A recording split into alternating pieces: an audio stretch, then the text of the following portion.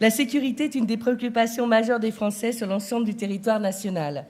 À Vénissieux, c'est aussi une attente forte des habitants qui s'expriment notamment lors des permanences et des assemblées générales de conseils de quartier ou au travers des courriers ou d'habitants que je reçois. C'est la raison pour laquelle j'ai souhaité conserver directement la gestion de la sécurité sans la déléguer à un adjoint. Pour moi, la sécurité est indissociable de la tranquillité et la qualité de vie des Vénitiens. Tout ce qui dégrade la qualité de vie dans les quartiers est à prendre en compte. Les incivilités, les délits, les risques liés à la santé, l'hygiène et la salubrité. Il y a d'une part l'insécurité, d'autre part le sentiment d'insécurité, lié par exemple à un endroit mal éclairé, des rues sales, des dépôts sauvages, des attroupements dans les halls d'immeubles. Un cadre de vie serein et apaisé participe à lutter contre le sentiment d'insécurité.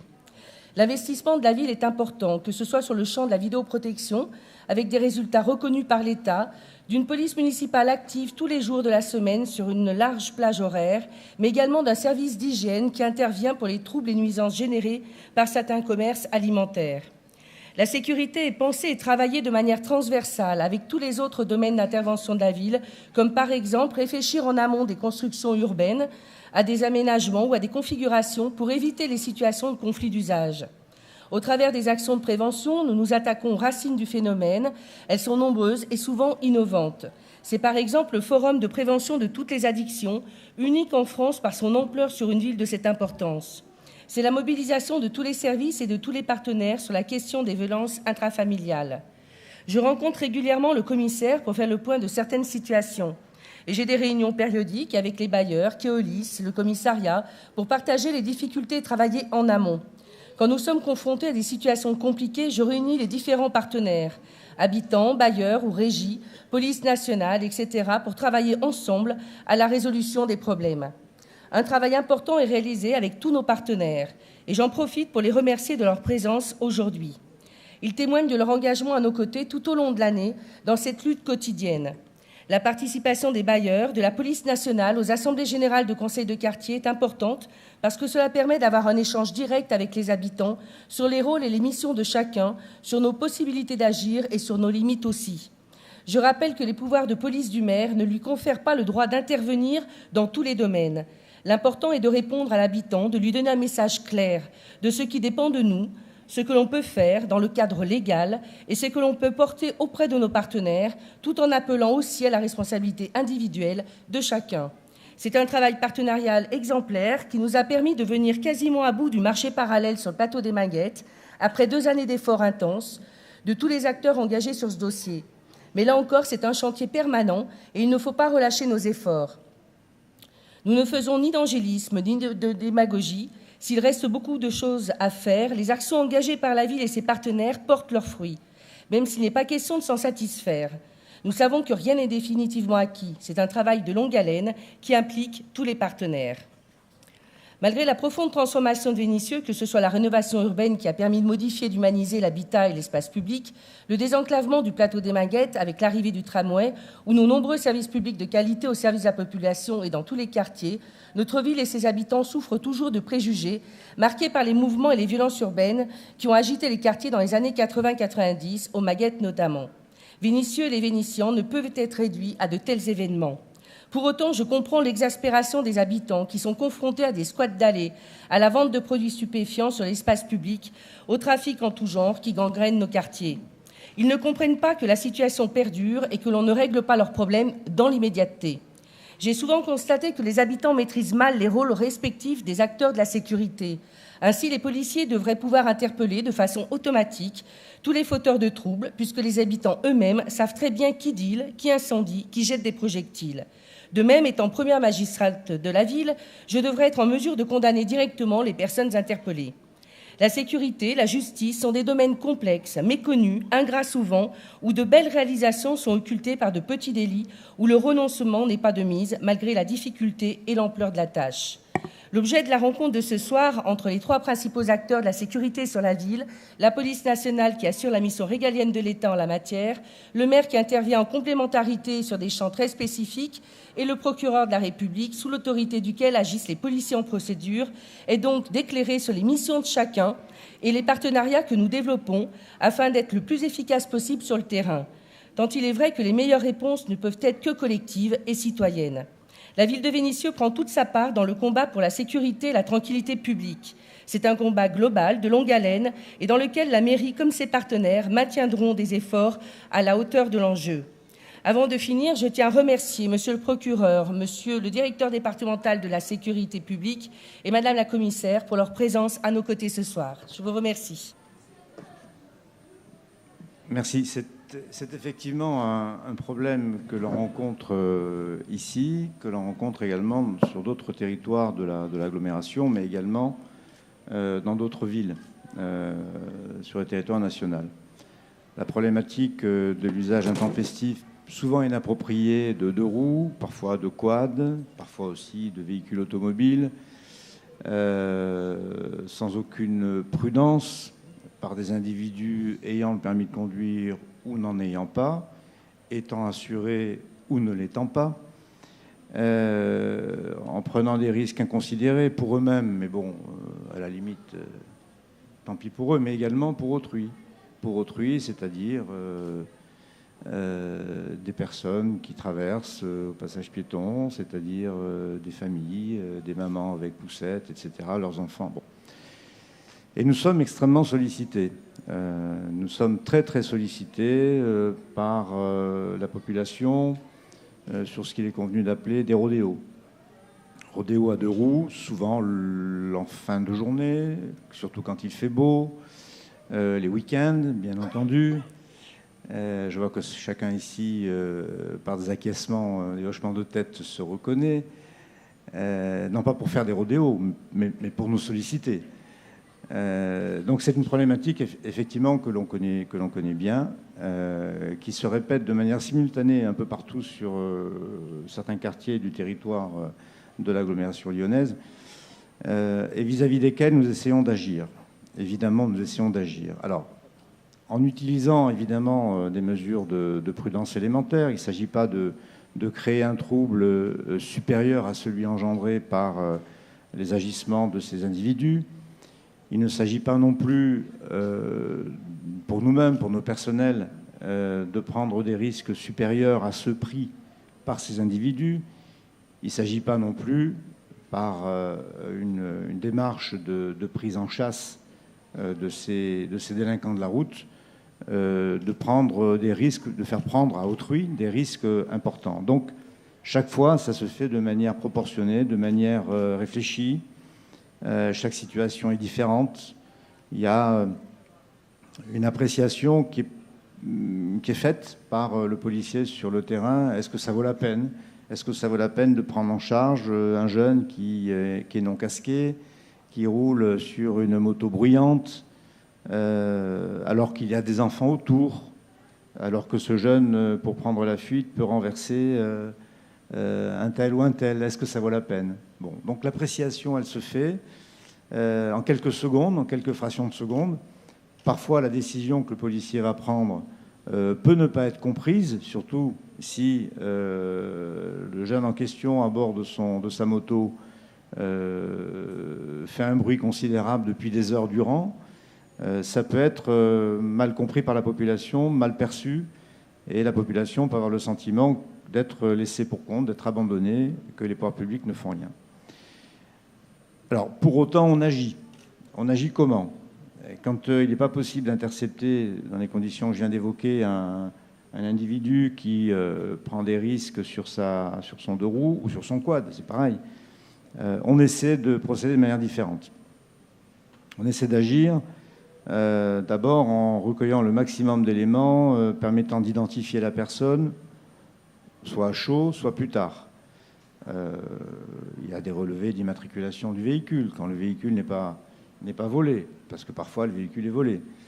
Il y a également l'exploitation, puisque la ville de Vénissieux est une ville qui est également en pointe dans ce domaine. On peut rendre hommage à Madame le maire. Elle a déployé un dispositif de vidéoprotection qui commence à être intéressant. Donc grâce à l'exploitation des images de vidéoprotection, on peut également, ultérieurement, après les faits, chercher à identifier des délinquants. Alors ça vaut pour les rodéos, mais ça vaut d'une manière générale pour quelque type de délit que ce soit.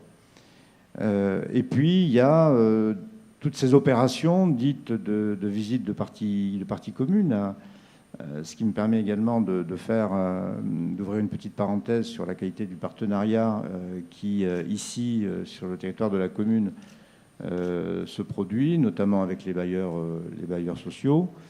Avec eux, périodiquement, nos services de police visitent les parties communes, caves, halls d'immeubles, etc. Et ce qui nous permet de temps en temps de retrouver des véhicules 2 roues qui avaient servi précédemment à commettre des rodéos.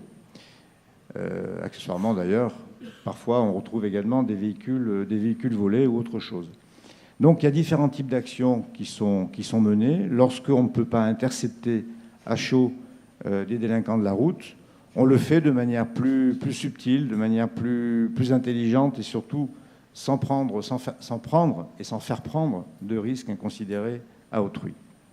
Alors je vais laisser la parole au commissaire Mazières qui va vous faire peut-être, Madame le maire, si vous m'y autorisez, un petit bilan des actions qui ont été entreprises sur la commune. Elle pourra vous donner quelques chiffres dans ce domaine. Merci, Monsieur le Directeur. Donc effectivement, sur cette thématique des nuisances à partir des rodéos, ce qu'on peut vous dire aujourd'hui, c'est que dans le cadre des diverses procédures qui ont pu être menées, des résultats ont été obtenus. Sur des 2 roues, il y a plus d'une quarantaine de 2 roues qui ont été récupérées depuis le début de l'année. Des 2 roues, bien évidemment, qui servaient à faire les rodéos qui vous polluent l'existence au quotidien. Sur les visites de parties communes dont parlait Monsieur le Directeur, elles sont très nombreuses, elles sont quotidiennes. Alors, on ne peut évidemment pas être partout, mais pour autant, tous les soirs, il y a des visites de parties communes qui sont organisées. Avec les résultats que l'on connaît en termes de lutte contre les occupations de parties communes. Mais seule la visite de parties communes ne permet pas de régler intégralement la problématique de ces occupations. C'est aussi un travail de fond, un travail compliqué et sur lequel nous sommes absolument engagés. Voilà. Le thème incivilité. Dans mon métier, je ne sais pas ce que c'est. La notion d'incivilité, ce n'est pas quelque chose que j'ai vocation, que le magistrat, le procureur de la République, a vocation à prendre en compte. On prend en compte des infractions, des contraventions, qui sont les infractions les moins importantes, des délits, qui sont les infractions moyennes, qui est la masse des infractions, et des crimes. On n'est pas sur ce registre-là. On ne parle pas de ça. Le procureur, il n'est pas sur le terrain. Il peut y être à un moment donné pour savoir comment ça se passe, pour connaître un territoire. Mais son métier, c'est d'être en retrait et on lui soumet, et c'est les services de police qui lui soumettent des infractions. Une infraction. Un rodéo, c'est un refus d'obtempérer, c'est-à-dire qu'on ne respecte pas l'ordre d'arrêter d'un fonctionnaire de police. Et puis, si on passe sur un trottoir, si on manque d'envoyer en l'air une poussette qui est poussée par une mère de famille, ça peut être une infraction de mise en danger. Si on la percute, c'est des blessures involontaires aggravées et on est sur des registres de plusieurs années d'emprisonnement encouru. Voilà, nous, c'est ça. Donc la notion d'incivilité, le fait qu'en soi, ça fait du bruit, que c'est insupportable, c'est pas quelque chose que nécessairement on appréhende dans notre métier. Notre métier, c'est le métier du procureur, et c'est des magistrats qui travaillent avec moi, qui sont au téléphone et qui sont appelés par les enquêteurs de Madame Mazières, c'est de dire, voilà, on a cette infraction qui a été commise, on a interpellé telle personne qui, a priori, il s'est échappé, mais on pense que c'est lui qui conduisait ce quad qui a été utilisé. Le premier temps de la manœuvre, pour nous, l'absolue nécessité, est-ce qu'on a la preuve d'une infraction ? est-ce qu'on a la preuve que la personne qu'on nous désigne l'a commise, ce que dans notre jargon nous appelons l'imputabilité. Et ça, c'est l'alpha et l'oméga. C'est-à-dire que, et j'entendais dans la présentation, c'est que on sait que c'est un tel. Pour nous, ce n'est pas suffisant. Alors, il faut que les gens déposent. Hein. Ça, on reviendra à l'absolue nécessité de dire, d'aller déposer, de signaler. Ce n'est pas de la délation. Hein. Il y a eu d'autres époques peut-être, mais pas la nôtre. Hein. On a besoin que tout le monde dise les choses. Et dépose. Et n'est pas non plus toujours la crainte de la représaille. Donc, véritablement, nous, c'est ça qui compte. Il faut que la preuve soit établie. C'est l'alpha et l'oméga. Il faut qu'elle soit établie avec toute une série d'exigences formelles qui font qu'on n'est jamais sur le registre de l'évidence. Et qu'il faut des témoignages, il faut de la vidéo. Merci, Madame le maire. Il y a d'autres communes qui ne déploient pas de la vidéoprotection. Voilà, pas si loin. On en a besoin. Demain, vous savez, peut-être qu'on pourra faire... l'ADN. Demain, on pourra peut-être faire, en relevant une trace ADN, le profil morphologique. Mais moi, je dis banco.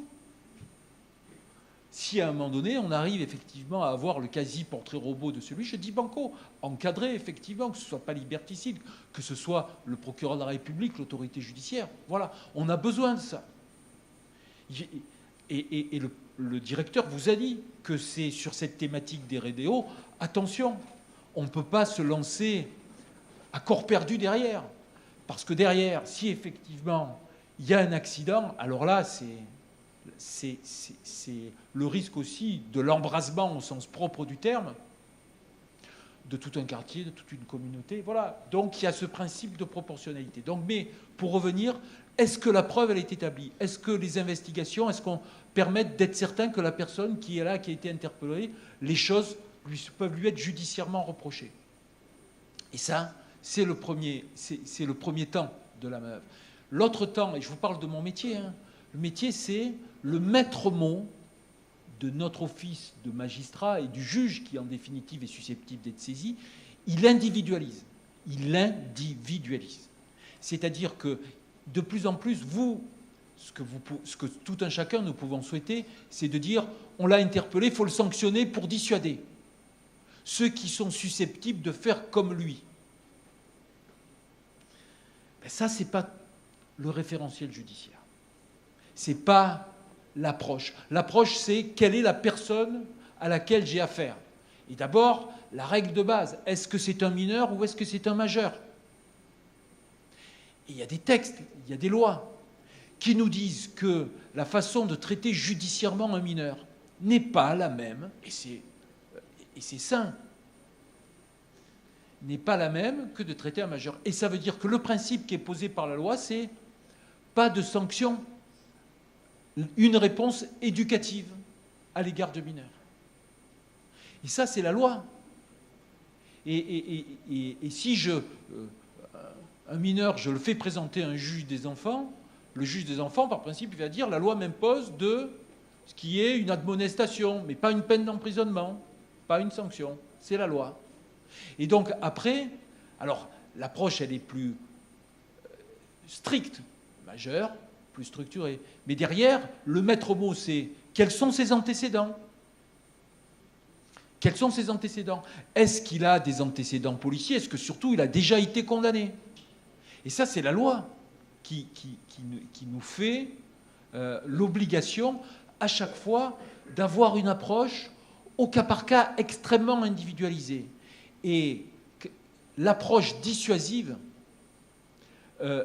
sur ces infractions qui sont des infractions qui pourrissent la vie. Qui pourrissent la vie parce que c'est ça dont il s'agit. C'est à un moment donné, on a des gens qui font du bruit au moment où c'est l'été, on a les fenêtres sont ouvertes, etc. C'est ça que c'est insupportable. Mais vouloir attendre de la justice qu'elle recherche et qu'elle assume un effet dissuasif, elle ne l'assumera pas. Donc, ce qui ne veut pas dire, à un moment donné, qu'il ne faut pas... Donc il faut qu'on ait une attention, si vous voulez, très graduée à chaque situation, qu'on puisse jouer sur... Effectivement, moi, peut-être parce que c'est mon métier, je ne crois pas tellement à la répression. Je l'assume totalement. Hein, quand il faut y aller, il faut y aller. Hein, voilà. Mais je pense vraiment à des dimensions beaucoup plus préventives, à des dimensions de visite de hall d'immeuble. Voilà.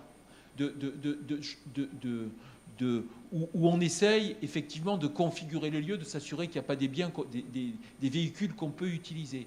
Et après, si vous voulez, il faut effectivement qu'on arrive à avoir des réponses cohérentes à un moment donné, de bien faire apparaître les choses, c'est notre métier, en procédure, de façon à ce qu'on ait les réponses les plus adaptées. Ce qui compte aussi parfois, c'est peut-être pas nécessairement de poursuivre devant le tribunal correctionnel, mais si le bien, c'est celui qui fait le rodéo, c'est sa propriété, pouvoir le confisquer. Même si ça crée d'autres problèmes en termes de gardiennage, de coûts de gardiennage, etc.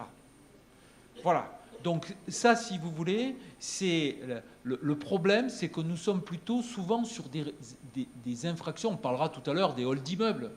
Des halls d'immeubles, les faits, ceux qui tiennent les murs, qui sont là, qui créent de fait par leur simple présence un sentiment d'occupation du territoire. Et voilà, on en a fait des infractions. D'abord difficile à prouver, souvent, parce que on appelle les services de police, ils sont partis, et donc la preuve, on ne l'a pas établie. Mais il faut savoir que même quand on établit la preuve, c'est des infractions qui sont le plus faiblement sanctionnées. Et je me souviens très bien, au début, des zones de sécurité prioritaires. Il y en a eu il y en a encore, hein, de Vénissieux, les Minguettes, etc. C'est une zone de sécurité prioritaire. Et la première, ça a été Lyon-Neuf. Et je me souviens, en 2012 ou 2013, c'est dire on va déférer des gens, on va les faire passer, y compris en comparution immédiate, sur des infractions de hall d'immeuble. On s'est ramassé de chez ramassé. Et on avait dit attention, c'est une zone de sécurité prioritaire, c'est un lieu particulier, il y a une volonté politique. Les juges nous ont dit non, c'est une infraction qui est punie de 3 mois d'emprisonnement, vous n'allez pas me faire passer ça en comparution immédiate. Et j'ai eu soit des relax, parce qu'on a estimé que l'infraction n'était pas caractérisée, soit des peines très peu importantes. Voilà. Donc on est obligé, nous on gradue en permanence la réponse. Ce qui ne veut pas dire qu'on n'a pas des marges de progression. Moi, à un moment donné, j'ai été malheureux ici, mais je l'ai fait parce qu'il a fallu. J'avais créé un groupe local de traitement de la délinquance. On m'a tellement maltraité judiciairement par la manière dont je n'ai pas eu les effectifs pour tourner normalement que j'étais obligé de le dissoudre. Ce groupe local de traitement de la délinquance. Mais je sais aussi que la qualité du partenariat qui a été évoqué ici et de ce que vous faites et des réunions régulières, hebdomadaires et des points quotidiens là-dessus, ça marche.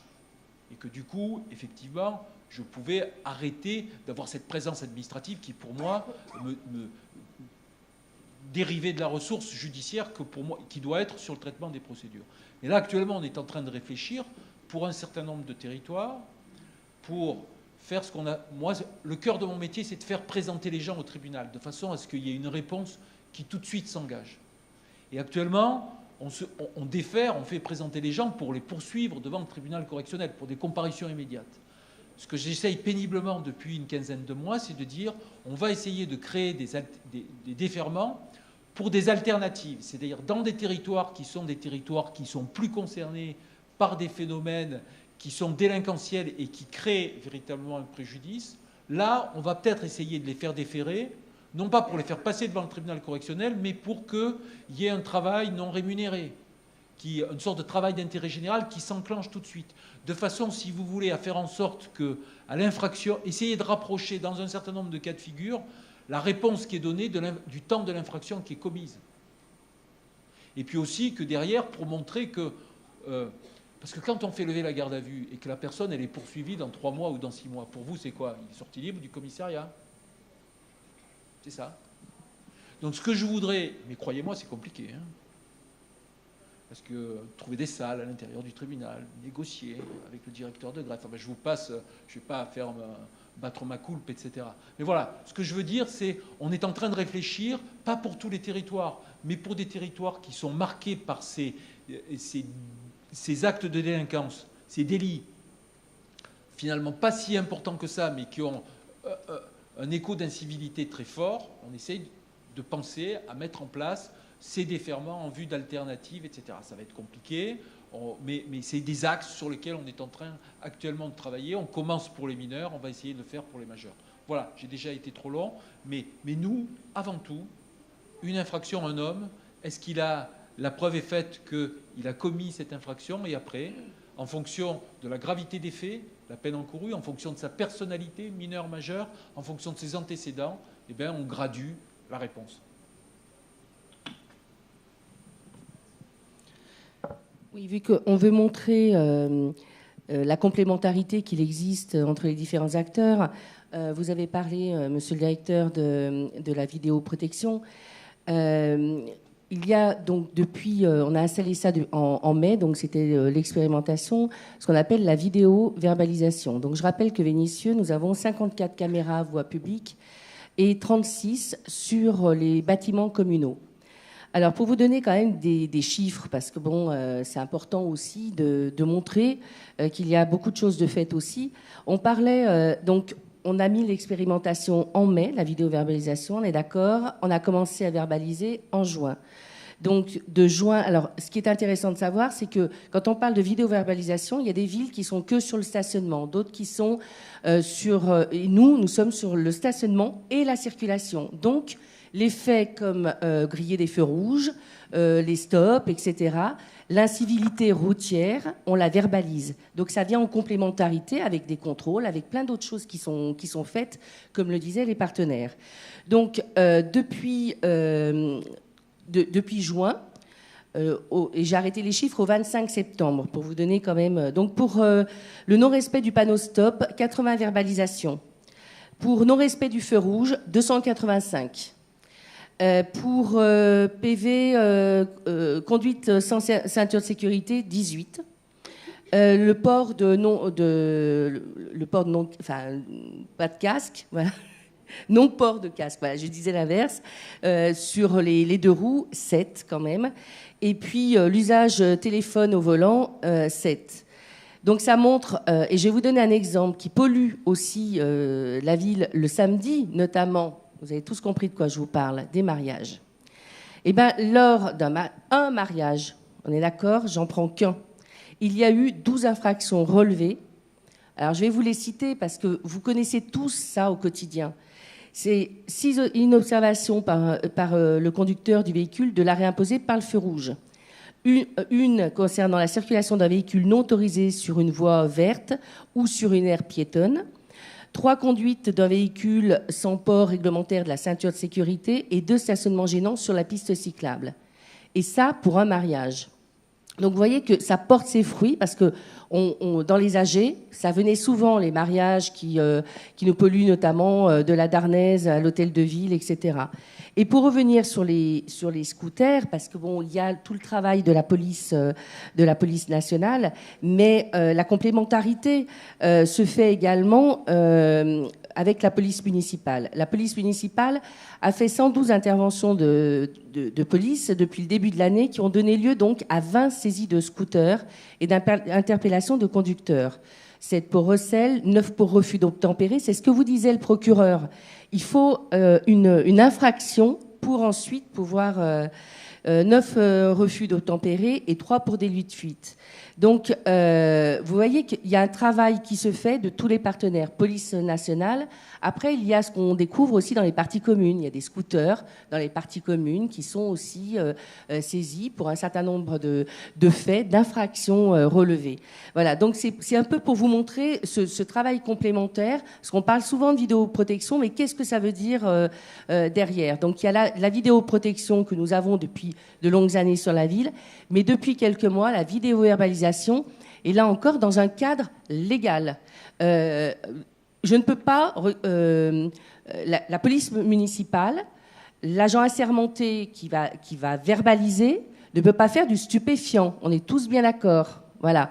La police municipale reste sur son champ avec le cadre légal. Sinon, le procureur me taperait sur les doigts. On est bien d'accord. Non, mais voilà, il faut bien expliquer parce que souvent, moi, j'ai entendu des habitants me dire aux âgés, Madame le maire, ça sera bien avec les caméras parce que du coup, on pourra arrêter les stupéfiants. Pas du tout.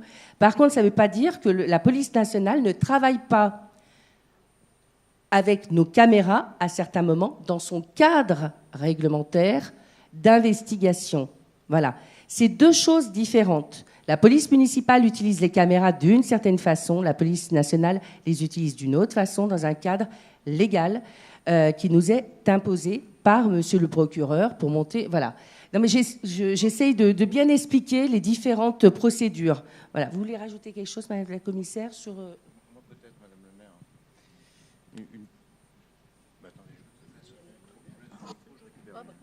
Voilà. C'est le luxe, on a chacun son micro, on en profite. Oui, ce que vient de dire madame le maire peut-être nécessite une petite précision tout de même, si vous m'y autorisez. Trafiquer dans le domaine des stupes, c'est un délit. Donc, évidemment que la police nationale est la première, en vertu de ses pouvoirs régaliens, à devoir intervenir pour interpeller les protagonistes, les trafiquants, et ensuite pour traiter la procédure sous la direction du procureur de la République. Puisque une procédure judiciaire traitée par des policiers ou des gendarmes se traite sous la direction du procureur de la République. Mais s'agissant d'un délit, il n'est pas exclu, et c'est ce que nous souhaitons, nous, policiers nationaux, que les citoyens que vous êtes, les citoyens que vous représentez, tout comme les policiers municipaux, nous alertent lorsque un trafic a lieu quelque part, de manière discrète ou de manière affichée, parce que parfois les trafics se font de manière ostensible, sans aucune crainte.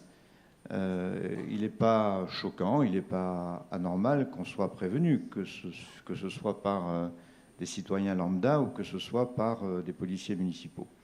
Voilà, c'est la petite précision que je voulais apporter. La police municipale, évidemment, travaille sur son champ d'action missionnelle grâce notamment à la vidéoprotection. Mais dans le cadre de ces missions avec la vidéoprotection, si elle repère, si elle détecte un trafic, on est bien d'accord, madame le maire, voilà, il va falloir le préciser, elle prévient la police nationale. C'est aussi comme ça que ça se passe au quotidien. Alors, ce que disait tout à l'heure le procureur, si je peux rebondir quelques instants sur ce propos, ça me paraît important. Dénoncer un délit, c'est pas être une balance. Quand on est citoyen, quand on s'inscrit dans le cadre de l'intérêt général, de la protection du lien, d'une communauté, de la protection d'un bien commun, de la santé de nos enfants, de l'équilibre d'un quartier, eh bien, quand on est dans cette démarche positive, citoyenne, on doit dénoncer un délinquant. On doit dénoncer un délit. Et ce faisant, on n'est pas une balance. On est juste acteur d'une certaine citoyenneté, de la citoyenneté. Quand on parlait de délation sous la police de Vichy, c'était évidemment une autre époque, troublée. Il y avait des règlements de compte, on dénonçait, c'était odieux, on dénonçait les juifs, parce qu'ils étaient juifs. Là, évidemment, c'était la délation, là, évidemment, c'était odieux. On ne préservait pas l'équilibre de la société telle qu'on l'imagine aujourd'hui, de manière démocratique et civilisée. On avait un autre schéma social qui était à des années-lumière de ce que nous sommes aujourd'hui. Républicains, démocrates, dans un esprit de tolérance et d'ouverture. Donc, dénoncer un délinquant, c'est protéger la société. C'est protéger les enfants de vos voisins, c'est protéger vos voisins, et peut-être c'est vous protéger vous-même. Donc c'est faire œuvre civique. Voilà la précision que je voulais apporter, madame le maire.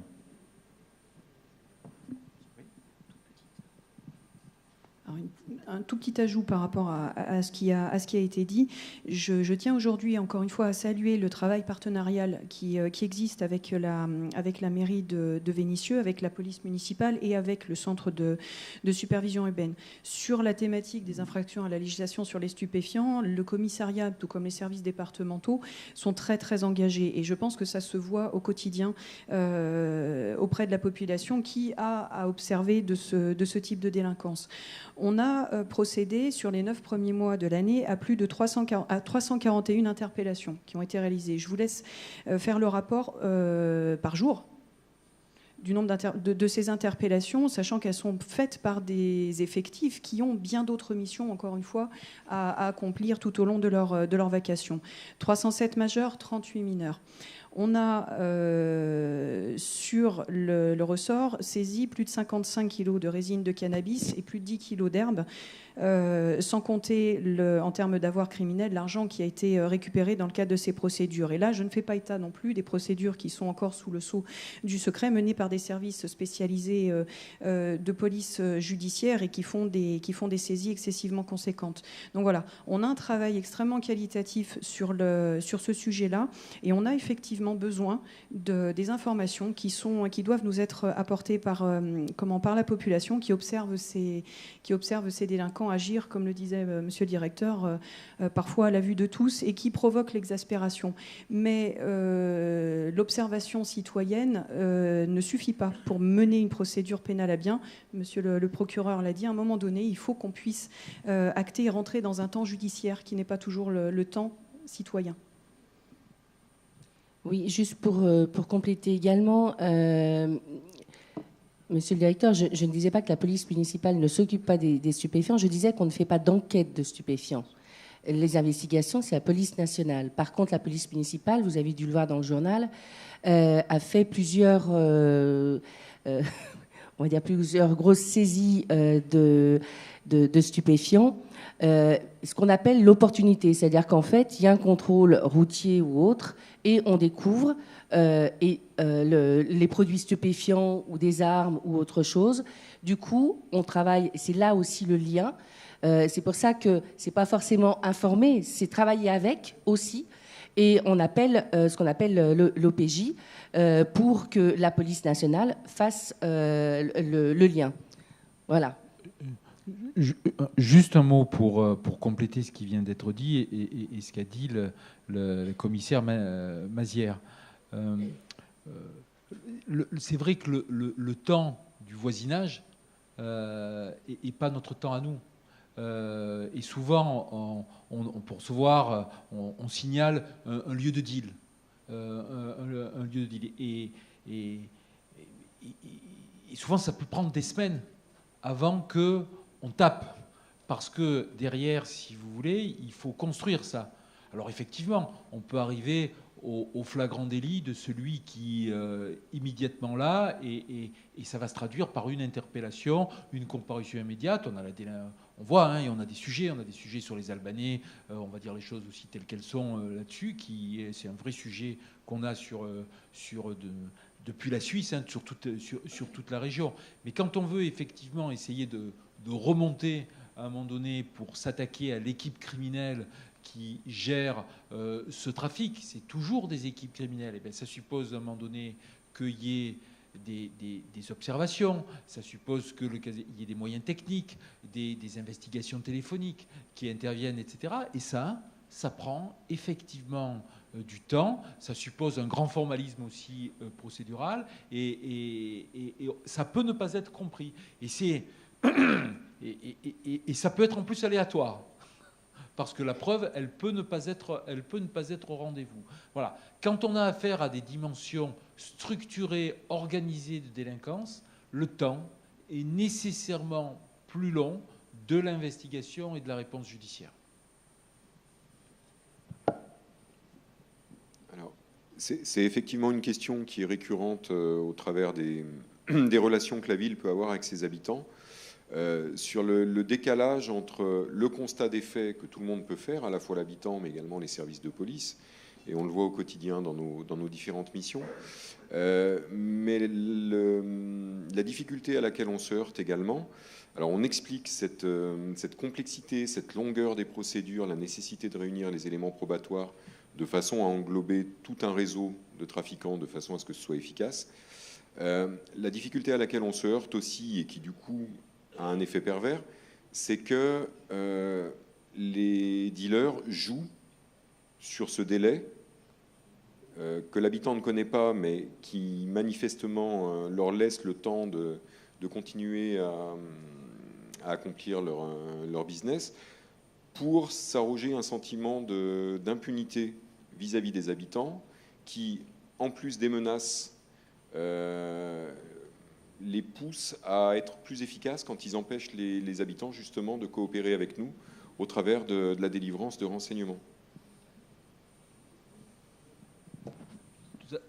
On est sur ces sujets-là. Enfin, c'est un sujet. La DDSP, les services de police sont mieux à même d'en parler que moi. Mais on est sur des logiques d'appropriation de territoire. On a des équipes qui, à un moment donné, s'approprient des territoires à un moment donné, s'approprient de manière organisée, structurée. On sait très bien, et c'est... moi, je suis Marseillais, hein, si vous voulez, donc ça doit s'entendre encore un peu parfois, malgré tout. Et je connais un petit peu, si vous voulez, les problématiques de cité marseillaise. Je dois dire que ce qui se passe ici me semble, et puis le directeur, on était ensemble dans cette ville, à une autre époque et dans d'autres fonctions. Mais la situation est beaucoup plus d'ailleurs contrôlée ici, me semble-t-il, que ce qu'elle est en région marseillaise ou dans des départements comme la Seine-Saint-Denis, etc., où vous avez véritablement des cités fermées, contrôlées, avec des quasi-checkpoints, etc. Ici, on n'a pas ce registre-là, il faut quand même aussi dire les choses. Mais on est toujours sur une logique d'appropriation de territoire. Donc, si vous voulez, il y a la nécessité de la lutte contre le trafic, ça peut prendre du temps. Il y a le fait aussi que, mais c'est sans préjudice, si vous voulez, de la nécessité d'occuper le territoire par ailleurs quotidiennement par le biais des services. Et puis après, c'est vrai aussi qu'il y a le temps judiciaire, mais c'est vrai aussi que dès que vous démantelez une équipe sur ces trafics-là, qui sont des trafics très rémunérateurs, vous avez nécessairement d'autres équipes qui prennent la place, etc. Et c'est aussi, à un moment donné, une lutte et un combat permanent. Mais nous ne pouvons pas faire autrement qu'il y a les exigences procédurales et puis il y a les exigences, si vous voulez, de police de proximité, de police administrative, il faut qu'on tienne les territoires. Ici, j'ai quand même le sentiment, globalement, que ça fait presque 6 ans que je suis dans ce poste, que globalement, la situation, elle est tenue. Alors, je vais faire... parce que, vu que les habitants ne vont pas vous poser des questions, donc je vais... Parce qu'effectivement, moi je le dis souvent, parce que les habitants ou des journalistes ou des opposants politiques nous disent il y a des zones de non-droit à Vénissieux. Donc effectivement, on va répondre, et c'est clair de tous les partenaires, il n'y a aucune zone de non-droit à Vénissieux. Par contre, comme le disait le procureur, il y a des endroits où vous sentez, c'est-à-dire vous rentrez dans une allée, on vous laisse bien passer, mais on sent que c'est contrôlé, que vous entendez les sifflets. Les sifflets ne sont pas les mêmes quand c'est la police, ou quand c'est le maire qui vient, ou quand c'est vous, etc. Donc, c'est ce que disait le procureur, cette appropriation est quelque part un peu un contrôle, mais par contre, il n'y a pas de zone abandonnée par les pouvoirs publics, que ce soit la police nationale, la police municipale, la justice, etc. Je crois qu'il faut le redire aussi aujourd'hui, et c'est pour ça qu'on a fait aussi cette conférence, pour dire les rôles de chacun, mais également dire qu'il n'y a pas de territoire abandonné sur la ville, même s'il y a des territoires difficiles. On n'a jamais nié les problèmes, mais par contre, il n'y a pas d'endroit où la police ne va pas. Voilà, parce qu'il y a tellement de raccourcis qui sont faits quand on parle de sécurité, de démagogie, etc. Je crois qu'il faut qu'on se redise les choses très clairement. Oui, et c'est bien parce qu'il n'y a pas de zone de non-droit sur cette commune, comme d'ailleurs sur l'ensemble de l'agglomération lyonnaise, que un certain nombre de réseaux sont démantelés. A contrario, ça ne veut pas dire que ce soit pour la police nationale une tâche aisée d'intervenir. La police nationale qui va déranger un business, qui va déloger une bande qui squatte un hall d'immeuble, n'est pas accueillie à bras ouverts, vous le savez. Donc il y a des réactions hostiles. Ce sont des jets de projectiles, ce sont des prises à partie, parfois des violences physiques. Et c'est quelque chose qu'on observe sur Vénissieux comme ailleurs. Hein. Donc la tâche du policier, sachez-le, mais je pense que vous en êtes convaincu, est extrêmement délicate et difficile. Mais il n'y a pas de zone de non-droit. Les personnels de police du Rhône, sur cette agglomération notamment, vont partout. Même si parfois c'est difficile, ils vont partout. Concernant les stupes, j'y reviens rapidement. Depuis le début de l'année, sur 9 mois, se démantèle sur la seule commune de Vénissieux, en moyenne, un trafic par semaine. Un trafic par semaine. Vous avez entendu le procureur tout à l'heure, vous indiquez que c'est très difficile procéduralement à démontrer un trafic, parce que c'est des surveillances, il faut apporter la preuve. Le droit français est ainsi fait, le droit pénal français est ainsi fait, la procédure pénale aussi, qu'il ne faut pas se contenter de véhiculer des impressions. Hein, ça ne suffit pas en procédure, il faut des preuves. Des preuves, donc, c'est un certain nombre de surveillances techniques, physiques, des témoignages, et après peut-être des aveux. Rarement les aveux. Il n'y en a plus guère, ou plus beaucoup. Mais il y a tous ces éléments qui nous permettent de constituer une procédure et ensuite d'incriminer un délit à un délinquant, d'imputer un délit à un délinquant. Donc retenez bien ce chiffre moyen, c'est à peu près une affaire de trafic sur la seule commune de Vénissieux par semaine. Compte tenu de l'investissement en termes de travail que ça représente, c'est considérable. Et puis il y a des affaires moins importantes, on va dire de deal, le petit deal de cité, le petit deal de rue, dans un hall d'immeuble. Là, c'est un peu plus. Hein, c'est à peu près une affaire et demie par semaine. C'est beaucoup plus que l'année dernière et c'est beaucoup plus que l'année précédente. Donc il y a un gros investissement des services de police, du commissariat local, mais également des moyens de la direction départementale qui viennent travailler aussi en appui du commissariat local, en appui de votre police municipale, pour améliorer ce qui peut l'être, évidemment, sur cette commune, et notamment mieux lutter contre les trafics et les deals. Donc, gros travail. De belles saisies sont réalisées. Hein, c'est plusieurs dizaines de kilos de cannabis, hein, vous le savez. On trouve un peu aussi d'héroïne. On a trouvé quelques armes, voilà, il faut le dire, hein, ça existe aussi. C'est pas Las Vegas, hein, mais on trouve aussi quelques armes dans nos quartiers en France.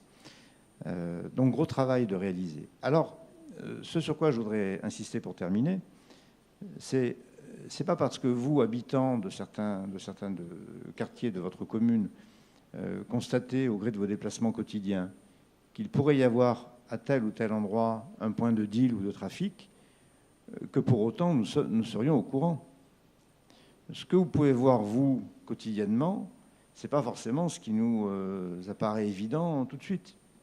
Hein, parce que nos patrouilles passent partout, mais quand on ne fait que passer, on ne voit pas forcément toujours ce que vous voyez, vous, quand vous habitez dans la rue ou dans le hall d'immeuble, ou dans l'immeuble.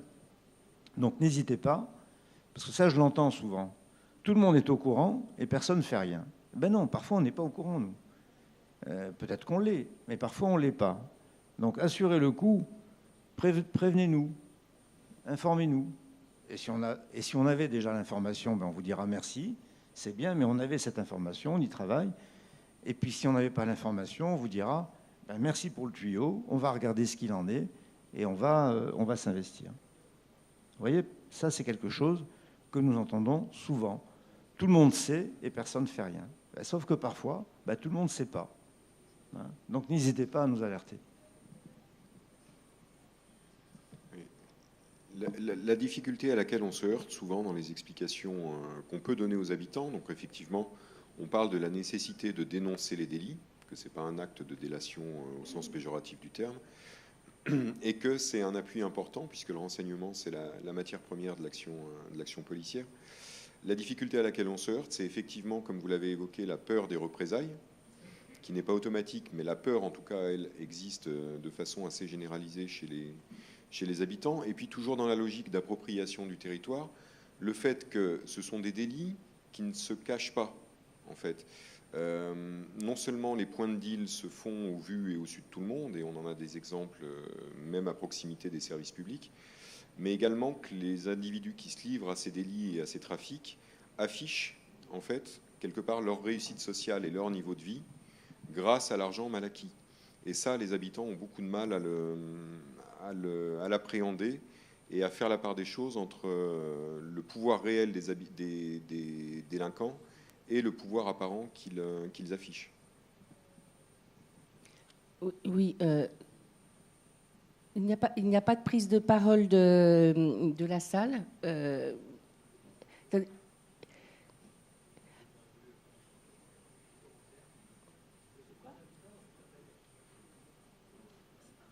Qu'est-ce qui se passe? Oui, c'est pareil. Non, mais dites-le. Non, comme on l'a annoncé au début de la conférence, il n'y a pas de prise de parole de la part du public. Non, je voudrais juste, parce qu'il faut pas non, enfin, il faut comprendre que la sécurité, c'est une affaire de tous et des citoyens. En même temps, il y a une réalité concrète. L'autre jour, moi, j'ai rencontré une femme qui a 4 adolescents, et qui a peur parce que ces adolescents croisent les dealers au collège ou au lycée ou ailleurs, et elle se dit, alors à juste titre ou pas, mais en tout cas, elle se dit, moi, mes mômes vont être en contact avec les autres, et il peut y avoir des représailles ou ce genre de choses.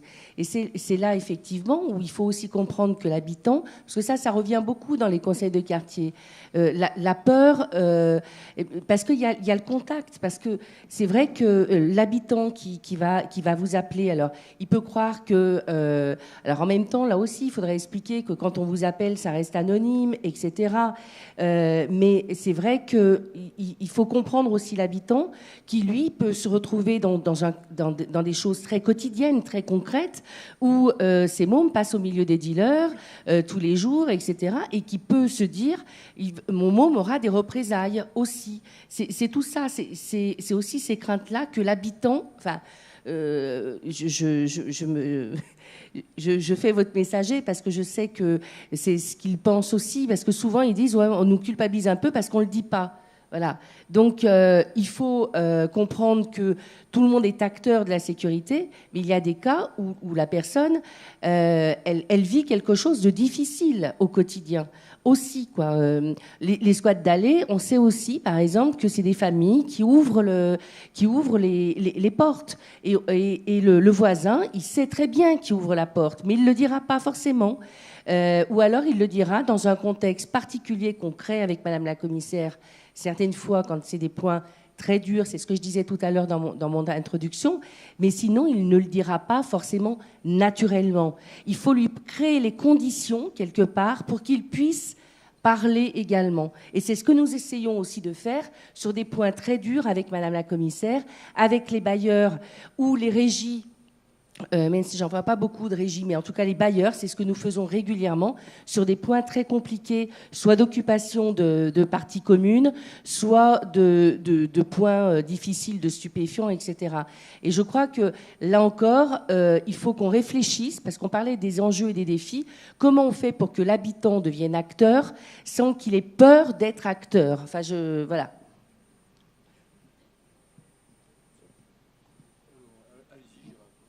Simplement, rapidement, ce que vient de dire Madame le maire, évidemment, ne nous a pas échappé. Il y a toujours cette crainte de représailles. On l'entend aussi régulièrement. Je crois qu'il faut mettre en balance les enjeux. Est-ce qu'on souhaite vivre en permanence avec cette espèce de nuisance chronique générés par ces groupes délinquants, qui sont peu nombreux hein, dans les quartiers, même quand vous allez faire un tour aux Minguettes. Hein, je pense qu'ici, il y a des habitants du plateau des Minguettes. Bon, c'est pas le 6e arrondissement de Paris hein, ou le 16e arrondissement de Paris, mais enfin bon, comme le disait le procureur tout à l'heure, c'est pas la Seine-Saint-Denis, certains quartiers de Seine-Saint-Denis ou de l'Essonne. C'est pas forcément un quartier très désagréable, le plateau des Minguettes. Il y a des gens qui aspirent, qui vivent bien, et les groupes délinquants sont très largement minoritaires. C'est quelques dizaines d'individus. Donc, dans la balance, qu'est-ce qu'on y met? La volonté de mettre un terme à leurs agissements ou l'assurance de continuer à vivre de manière régulière avec cette espèce de crainte de les regarder de travers, de les dénoncer et donc de subir leurs agissements. À un moment donné, il faut voir ce qui est le plus important. Le plus important, c'est d'arriver à mettre un terme, pour les raisons qu'on évoquait tout à l'heure, je n'y reviens pas, à leurs agissements.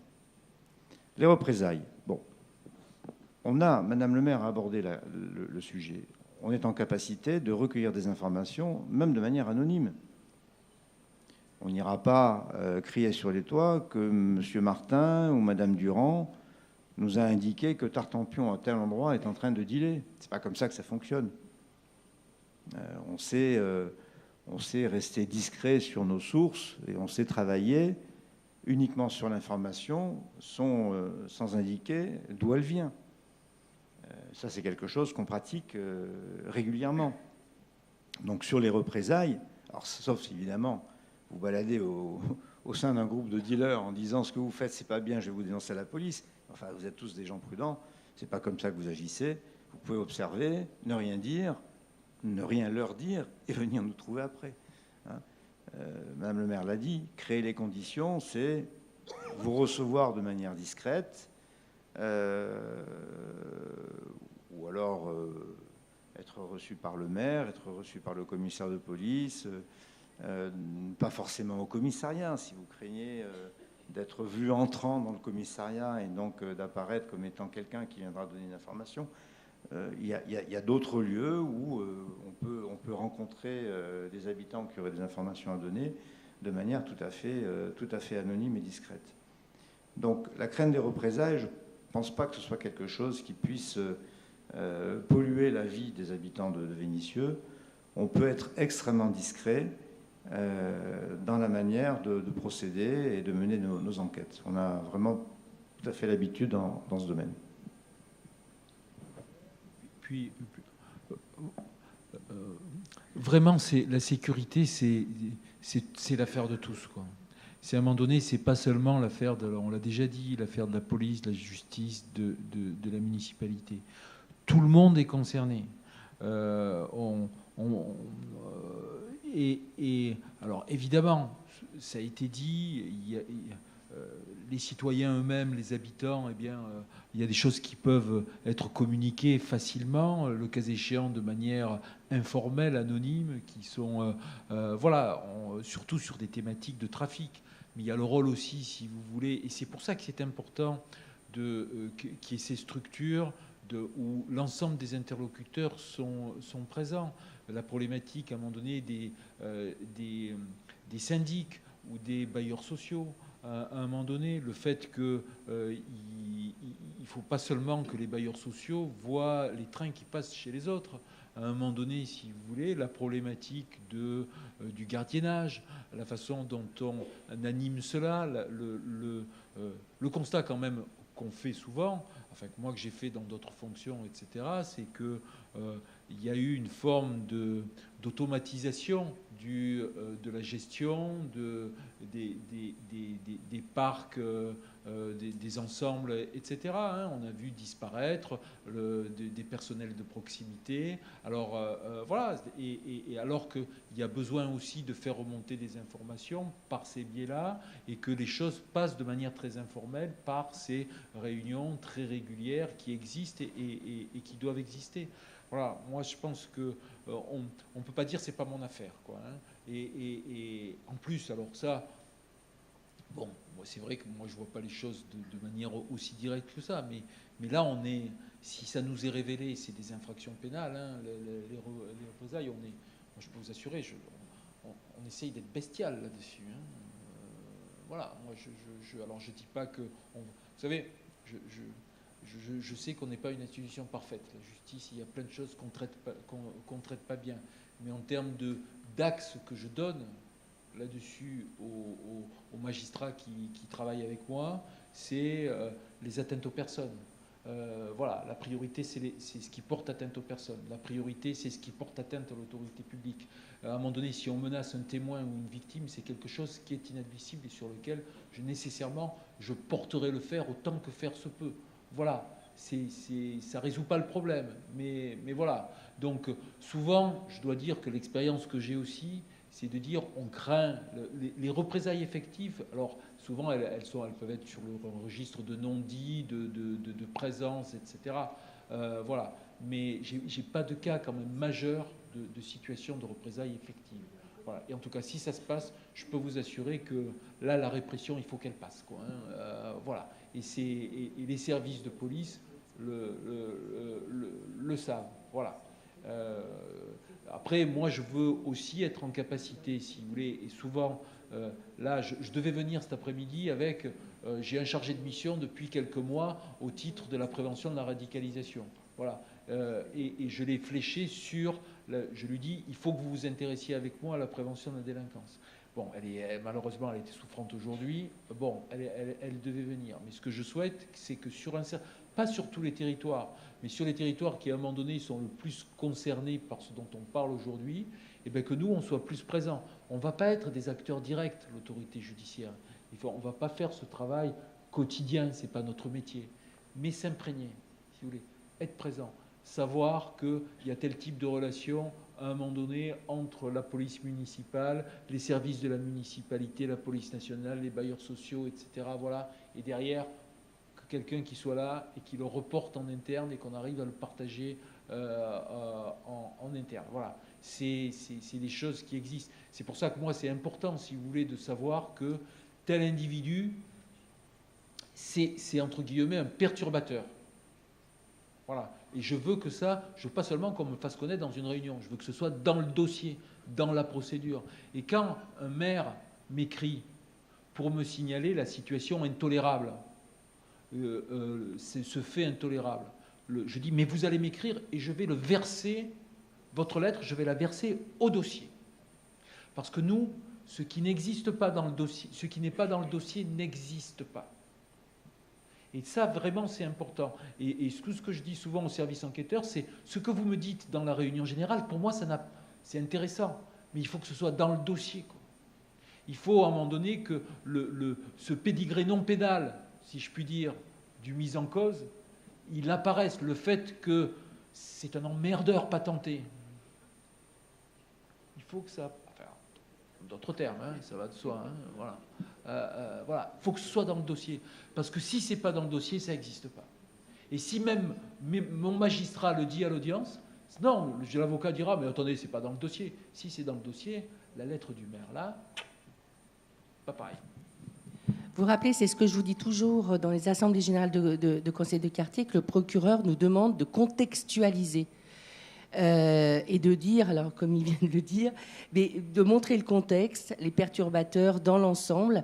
Donc c'est pour ça que chaque fois que vous nous demandez des rendez-vous, quand il y a des situations très préoccupantes avec la commissaire, nous vous recevons donc toujours avec la régie ou le bailleur et à une délégation d'habitants pour contextualiser un certain nombre de choses qui peuvent servir par la suite. C'est pour ça que c'est important chaque fois quand il y a des dossiers qui se montent, je vous l'avais dit plusieurs fois, hein, ça, vous voyez comme quoi je vous dis toujours des choses vraies et c'est dit aujourd'hui et ça c'est important.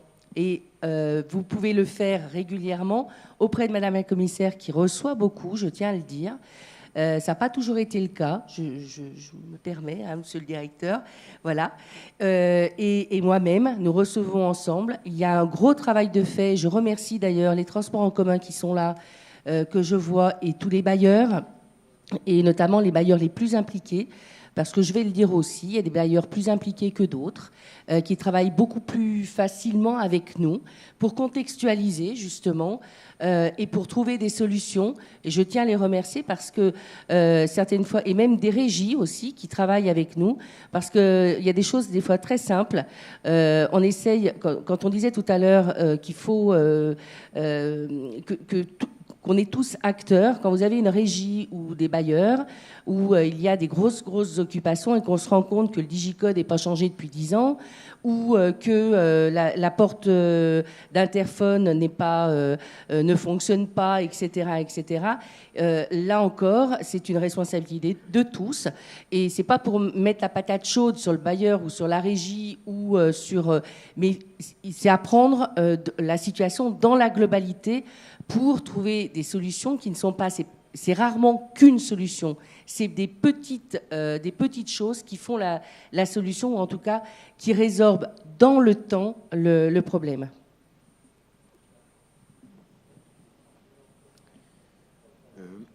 Un des thèmes suivants que l'on souhaitait aborder, c'était les questions de conflits de personnes, de conflits de voisinage, de personnes en déshérence psychologique et sociale. C'est-à-dire de personnes qui ne rentrent pas forcément dans des cases prédéfinies telles qu'on les connaît de façon ordinaire, avec les stupéfiants, avec les rodéos, les infractions routières, mais qui pour autant arrivent à pourrir la vie, si ce n'est d'un quartier, au moins d'une tour d'immeuble, sur lesquels du coup ça nécessite malgré tout une grosse intervention des pouvoirs publics, donc essentiellement police municipale, police nationale, parce qu'il y a une réitération des faits qui fait qu'on est obligé d'intervenir quasiment au quotidien et parfois plusieurs fois par jour, sans compter du coup les démarches récursoires de ces individus vis-à-vis des services publics quand ils viennent en mairie pour exiger des choses qu'ils ne peuvent pas avoir. Et c'est un phénomène qu'on sent monter en puissance sur certains quartiers, effectivement. Alors, ce thème, on l'a travaillé ensemble. On va donner des exemples concrets parce que c'est l'occupation de notre parc du Pic, par exemple, par un groupe d'individus qui s'est approprié le parc, qui est tout le temps, et il est comme dans sa cuisine. Voilà. À part fermer le parc, on n'arrive pas à trouver des solutions. Donc, il y a beaucoup de choses qui sont faites. Donc, on voulait aborder ce problème-là parce que les habitants, lors des assemblées générales de quartier, le disent souvent. Et puis, les conflits de voisinage qui sont nombreux et qui peuvent prendre des proportions très compliquées et qui mobilisent aussi bien les bailleurs que la police nationale et les services de mairie et plusieurs services de la mairie. Voilà, on voulait aborder aussi cette question avec le cadre légal pour expliquer aux habitants comment on peut faire et ce que nous développons avec aussi des associations comme la LTM, etc., qui travaillent sur la médiation. Mais la base juridique et puis ce que nous faisons au quotidien parce qu'on nous dit souvent, les habitants disent mais bon ils sont ivres, l'ivresse sur voie publique, etc. Donc j'aimerais qu'on aborde aussi cette question-là. Les habitants nous le demandent souvent, et je sais que Madame la commissaire est intervenue déjà plusieurs fois dans les assemblées générales de conseils de quartier pour expliquer. Donc j'aimerais qu'on aborde cette question aussi. Allez-y. Oui, donc effectivement, le parc du Pic, c'est un sujet sur lequel on travaille, mais avec les limites de notre action. Ce sont des personnes qui se regroupent, qui consomment, mais pas forcément de l'alcool sur la voie publique, donc qui ne nous permettent pas forcément d'intervenir sur la base de cette infraction-là, qui ne sont pas forcément en état d'ivresse sur la voie publique. Donc là non plus, on ne peut pas intervenir dans ce cadre-là. Ce sont des gens qui créent une nuisance de par leur présence, de par les déchets qui sont laissés après leur passage, mais on a quand même des limites pour pouvoir intervenir. Donc on fait des passages réguliers. Le fait de se trouver dans un parc n'est pas une infraction en soi, donc on peut les amener à quitter les lieux, leur faire comprendre que leur présence cause des nuisances, mais sur un plan purement procédural, on trouve des limites. c'est le... Comment dire, c'est des principes de liberté individuelle qui font qu'on ne peut comment dire, contrôler quelqu'un, contrôler ou l'interpeller que s'il y a une infraction qui est susceptible d'être commise. Ça, c'est la base. C'est vrai que les cadres, même les cadres de contrôle sont devenus très complexes. Il faut savoir que faire des contrôles d'identité...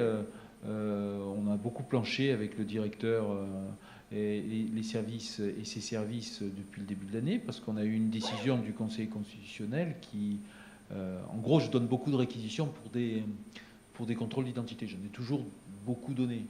Et on a une décision du Conseil constitutionnel sur un recours qui a limité les possibilités ou qui a essayé d'encadrer et la traduire en pratique pour ne pas désarmer les services de police et pour permettre de maintenir une capacité de contrôle avec des exigences formelles plus lourdes, ça a été compliqué. Donc voilà, donc après, si vous voulez, moi, j'ai pas trop... De toute façon, c'est la récurrence du contrôle à un moment donné qui est la seule solution possible. C'est le fait à un moment donné, effectivement, lorsqu'on a une infraction qui est commise, il faut qu'on soit bon dans la constatation et dans la réponse derrière qu'on donne, donc qu'on ait les éléments de contexte. On a eu une situation à Lyon 2, la place Ampère, là-dessus, qui était un lieu de regroupement, effectivement, ça a duré des mois, mais on a fini par y arriver, etc., à remettre de l'ordre, parce qu'il y a une politique de présence très forte et de traitement un peu systématique. C'est effectivement compliqué, donc il faut qu'on soit bon, qu'on arrive à contextualiser.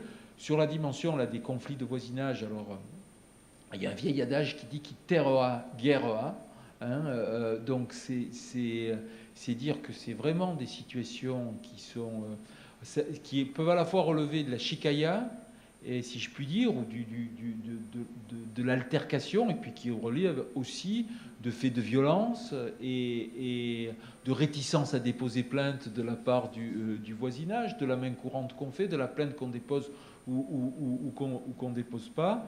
Nous, pour qu'on ait des réponses judiciaires, là encore, il faut des faits suffisamment étayés, suffisamment graves, etc. En même temps, on est très vigilant là-dessus parce que le voisinage fait craindre le risque de réitération et de récidive, et donc on est plutôt vigilant, me semble-t-il, sur cette dimension-là. Après, là encore, la sécurité, c'est pas seulement la répression, c'est pas seulement nous, c'est aussi d'autres structures de prévention de la délinquance qui doivent intervenir et qui doivent prendre le relais, mais c'est des sujets et c'est des sujets compliqués.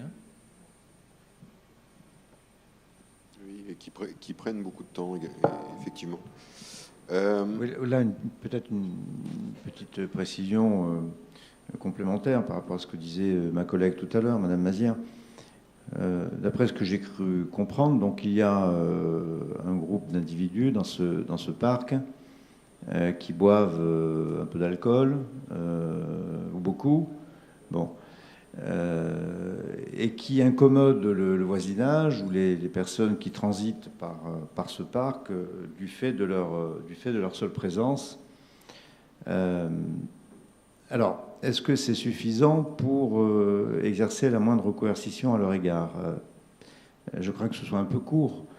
L'ivresse publique et manifeste, c'est une contravention.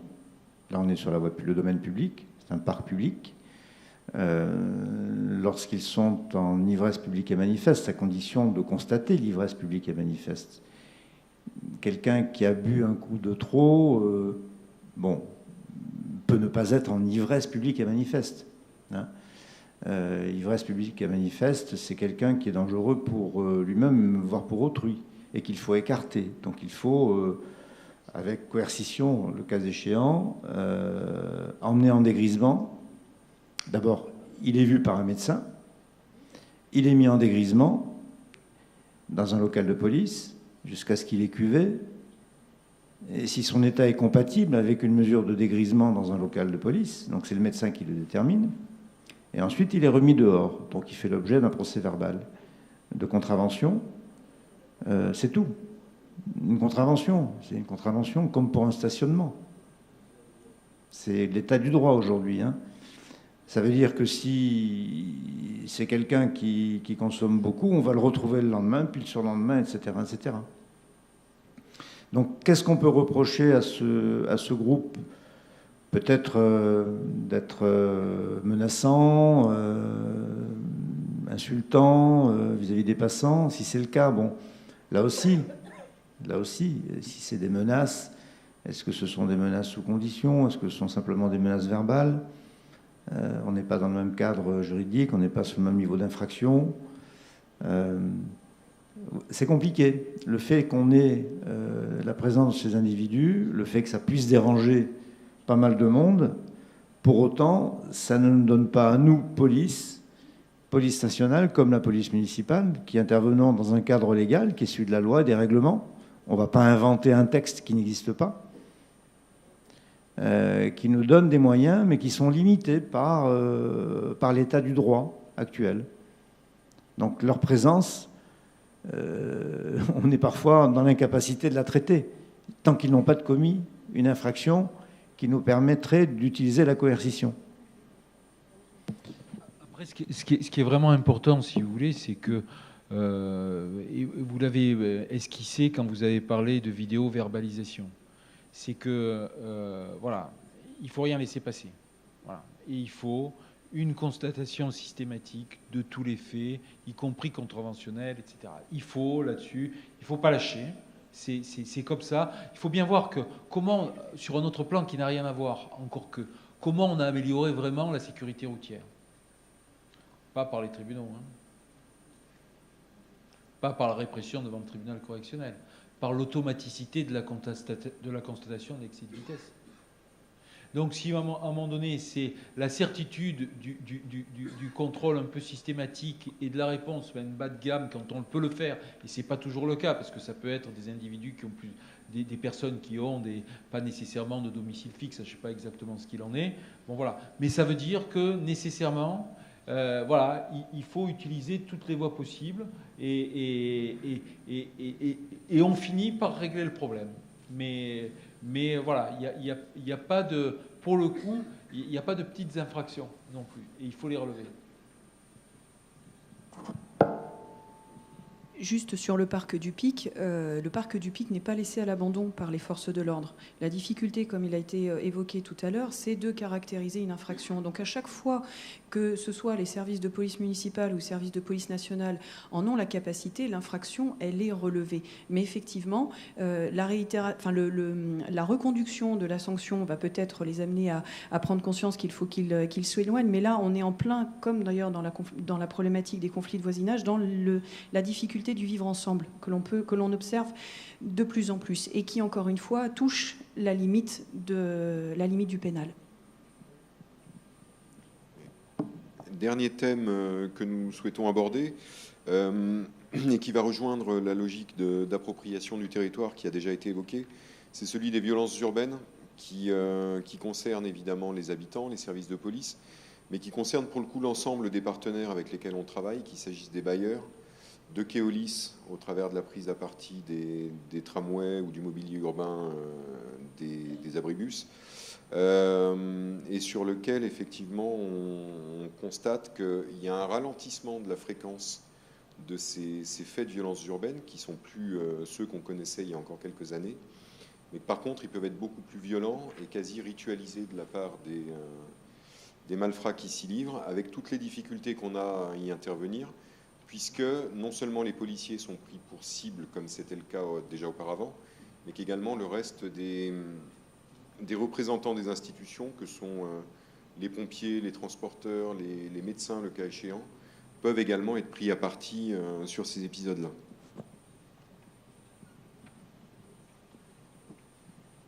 Oui, je laisserai la parole à Madame Mazière qui vous donnera peut-être quelques chiffres. Ce qu'on observe sur le ressort de la commune de Vénissieux depuis le début de l'année, c'est une inflexion de la courbe des Alors, violence urbaine, c'est un peu ce qu'on utilise dans le jargon habituel. C'est pas une infraction, c'est pas une incrimination pénale, c'est pas une terminologie reconnue par le droit pénal, hein. Mais bon, c'est une notion que chacun identifie peu ou prou. On y trouve là-dedans les incendies de voitures, les jets de projectiles, les feux de poubelle, bien sûr, tout ce qui est de nature à introduire une dérive urbaine, voilà, une autre définition d'une situation qu'on peut rencontrer dans certains de nos quartiers. Donc sur 2017, 9 premiers mois de l'année, on a une baisse de ce type de phénomène. En revanche, il est vrai qu'on a toujours un niveau de prise à partie des personnes chargées d'une mission de service public, ce que vous avez cité, monsieur, tout à l'heure, et aussi au premier rang desquels les policiers nationaux et municipaux, qui restent assez élevés, hein. Mais c'est aussi, pour ce qui concerne la police dans son ensemble, nationale et municipale, l'illustration de ce qu'on évoquait tout à l'heure, cette volonté d'aller partout. Donc on dérange, et quand on dérange, forcément, on n'est pas accueilli avec des Smarties, hein, ni des confettis, on est accueilli de manière violente parfois, hein. C'est aussi le prix à payer pour assurer une véritable continuité territoriale du service public, de l'État et aussi municipal. Oui, merci. Donc effectivement, sur les incendies de véhicules, pour un focus un petit peu plus précis, nous sommes actuellement sur une tendance qui est plutôt favorable, et en particulier sur les 2 derniers mois qui ont été août et septembre, avec un cumul à l'année largement en baisse par rapport à l'année précédente, de plus de 21 véhicules en moins d'incendiés. On a également une évolution favorable par rapport aux propagations, puisque c'est ce qui grève les statistiques. Alors, on en discute très souvent avec Madame le maire sur la problématique de la propagation. Vous avez un acte positif sur l'incendie de véhicules, et parfois c'est 1, 2, voire 3, 4 véhicules qui sont incendiés. Donc on a bien évidemment, dans le cadre des réunions de quartier, dispensé des conseils en termes de prévention situationnelle, essayer autant que faire se peut d'espacer les emplacements, les stationnements de véhicules pour essayer de juguler cette problématique. Donc voilà, sur les incendies de véhicules, effectivement, c'est une tendance qui est plutôt favorable, et on s'attache, malgré la difficulté de l'exercice, à contenir la situation, sachant que en la matière, la meilleure façon d'obtenir des résultats en termes d'intervention, c'est l'appel au 17. Voilà, quand on repère des individus à proximité de véhicules, jusqu'à présent, les interpellations qui ont pu être faites l'ont été parfois sur du flagrant délit, parce qu'on a des équipages qui sont très concernés par le sujet et très investis, mais également par rapport à l'appel 17 et au déplacement très rapide des forces de l'ordre pour intervenir et procéder aux interpellations. Comme disait monsieur le directeur, sur cette thématique des violences urbaines, effectivement, on a une situation un peu en hausse en termes de jets de projectiles, qui est le corollaire, c'est vrai, des interventions de police qui sont, encore une fois, très impliquées et très motivées. On l'a dit tout à l'heure, il n'y a pas de zone de non-droit, mais il y a des zones où il est plus compliqué d'intervenir et on n'est pas forcément les bienvenus, mais ce n'est pas pour autant qu'on n'y va pas. À titre indicatif, simplement, sur l'année 2016, j'ai 30% de mon effectif affecté à la gestion de la voie publique qui a été blessé en service. On est là, à l'heure actuelle, sur les 9 premiers mois de l'année, à plus de 13 fonctionnaires qui ont été blessés, ce qui correspond à plus de 170 jours d'arrêt de travail sur l'ensemble de l'année. Donc voilà, ceci traduit encore une fois, certes la difficulté de l'exercice, mais aussi le mérite qu'ont les forces de l'ordre, et je suppose que c'est exactement la même chose pour ce qui concerne la police municipale, à intervenir dans des conditions difficiles, mais à ne certainement pas répondre à une logique d'occupation du territoire. À cette logique-là, de la part des délinquants, on répond exactement de la même façon, par une présence constante sur le terrain et sur tous les axes de travail. Sur cette thématique, vu du point de vue judiciaire, hein, c'est que l'élucidation n'est pas toujours simple, hein. C'est vrai qu'on a des pics, hein, pas nécessairement d'ailleurs sur Vénissieux, mais sur d'autres communes, Vaux-en-Velin par exemple. On sait que par exemple la période du 14 juillet est quelque chose qui véritablement est problématique, qui fait les gros titres mais où on peut avoir une nuit 40, une cinquantaine de véhicules brûlés, je dis sur le ressort, mais à la sortie, l'organisation même de ce type de délinquance, c'est très peu d'interpellations possibles. Voilà. Et donc une vraie difficulté à interpeller malgré l'investissement et la vigilance des services de police. Donc d'abord, problématique probatoire. Nous, c'est l'alpha et l'oméga, hein, la preuve, hein, véritablement. Mais après, moi, je suis assez à l'aise sur cette thématique parce que, vous savez, alors pour le coup, même si c'est pas juridique, moi, je fais, comment dire, j'ai un document qui s'appelle des lignes directrices. Et dans les lignes directrices, j'ai un item violence urbaine. Violence urbaine, véhicules brûlés, poubelles brûlées, jets de projectiles à l'égard des fonctionnaires de police. Bon, les lignes directrices, elles sont évidemment chaque fois individualisées, mais elles sont d'une clarté biblique. C'est si ça tient, si la preuve est faite, on défère. On défère, on fait passer en comparution immédiate devant un juge des enfants. Voilà. Et c'est des choses que véritablement... J'ai eu du mal à les imposer, parce que mes magistrats, ils sont formés ils sont plus jeunes que moi, hein, donc ils sont beaucoup plus garantistes, hein, ils sont formés au droit européen. Je ne suis pas quelqu'un qui nie les libertés individuelles, mais à un moment donné, je dis, là, attention, ce type de délinquance, vous ne pouvez pas avoir une approche abstraite, précisément parce qu'on élucide peu.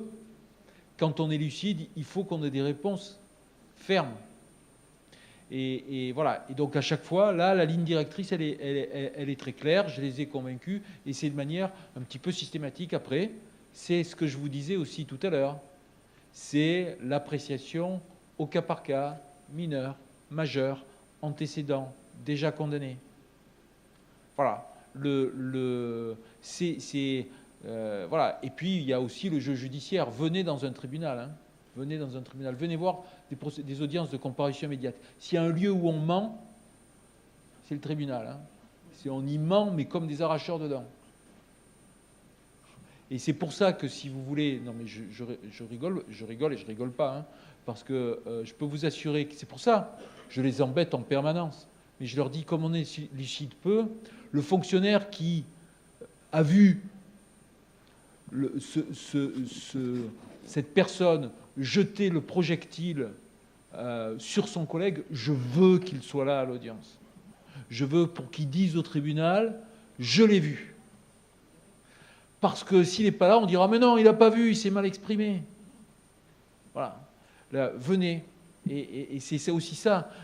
Et c'est lourd, parce que le fonctionnaire de police, il faut qu'il vienne déposer, et ensuite il faut qu'il vienne le lendemain, effectivement, sur son temps de travail ou son temps de repos, etc.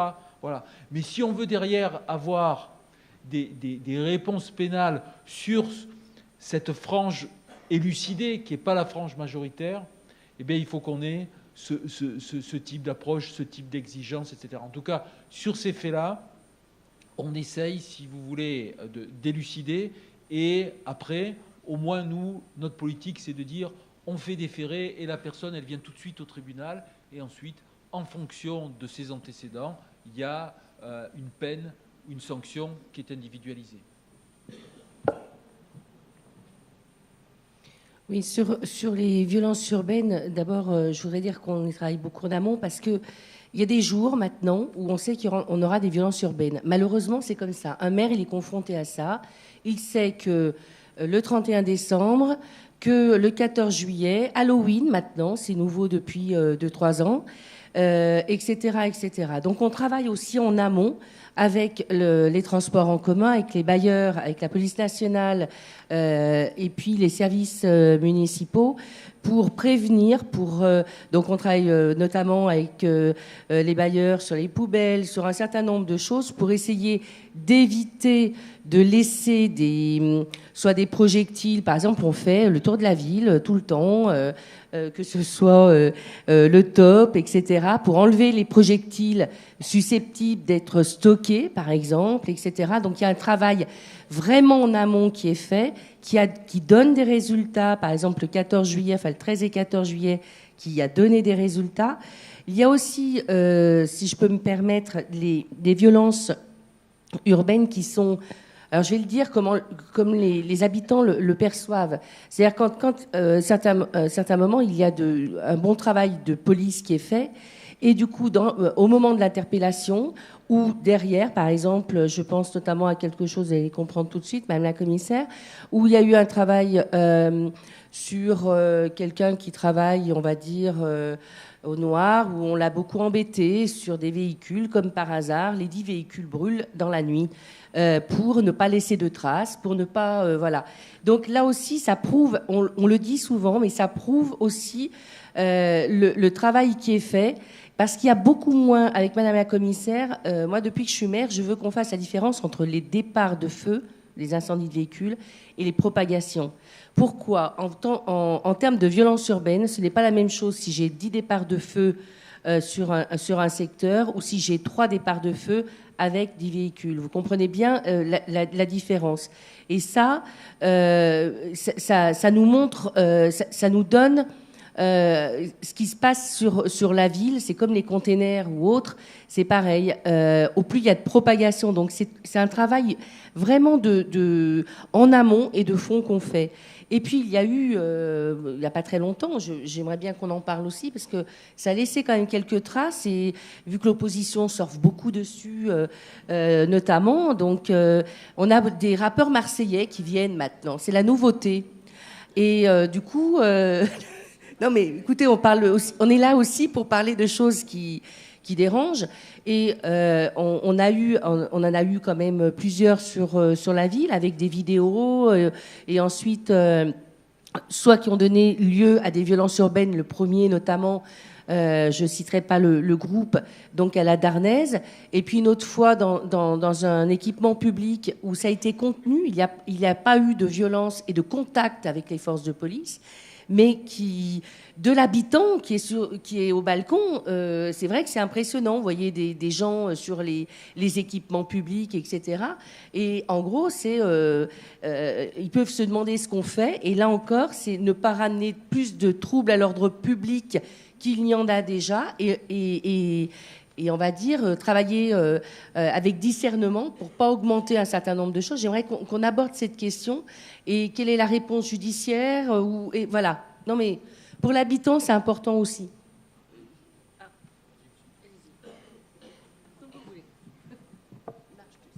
Alors ça, c'est un exemple, effectivement, c'est une situation relativement nouvelle.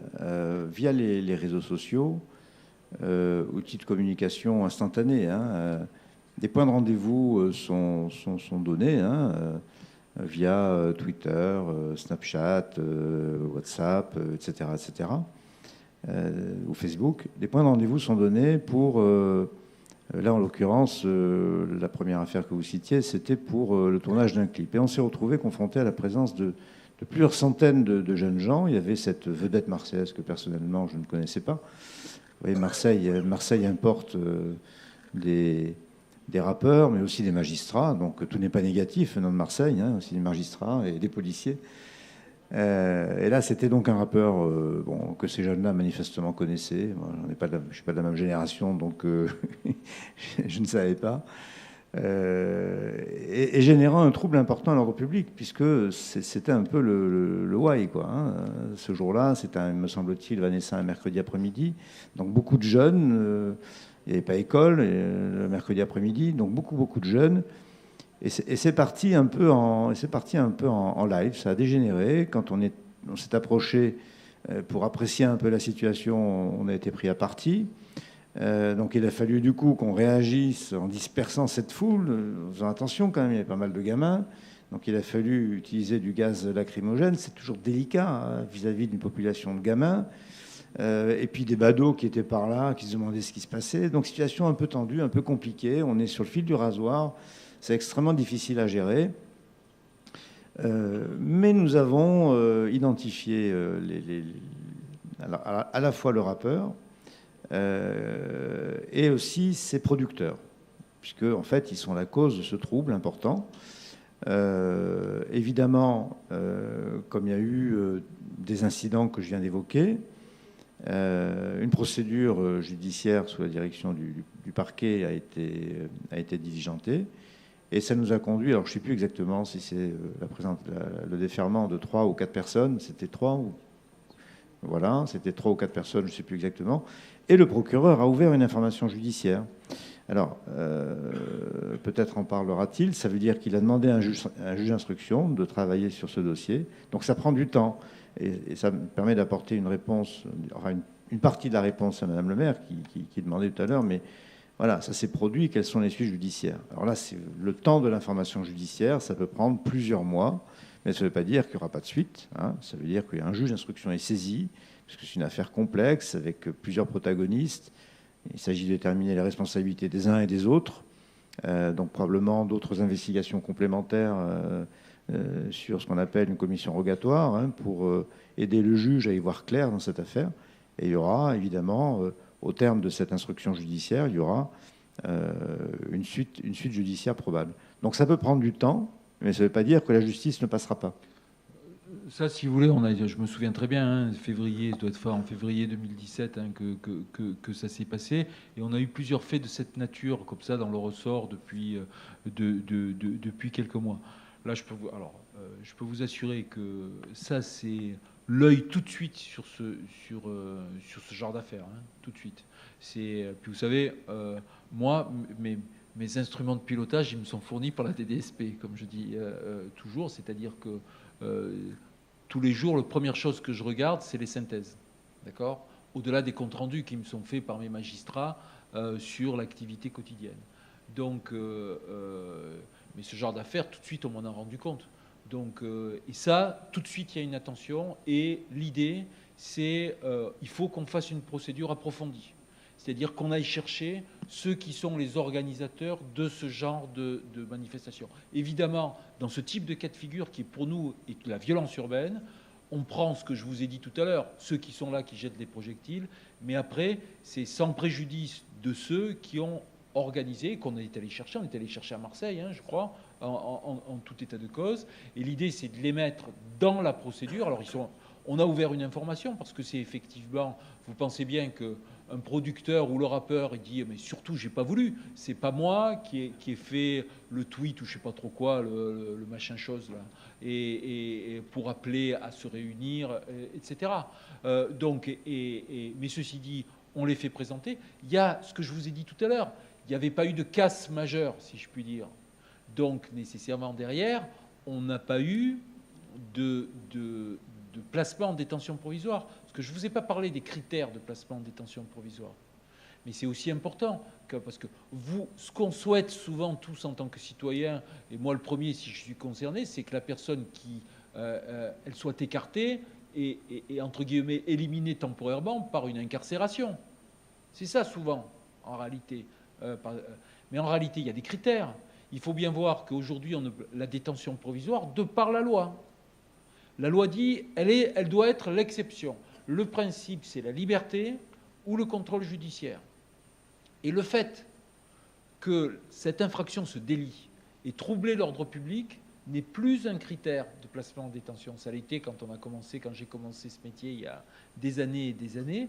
Aujourd'hui, c'est détention provisoire, c'est est-ce qu'il y a un risque de concertation entre les personnes qui ont commis l'infraction?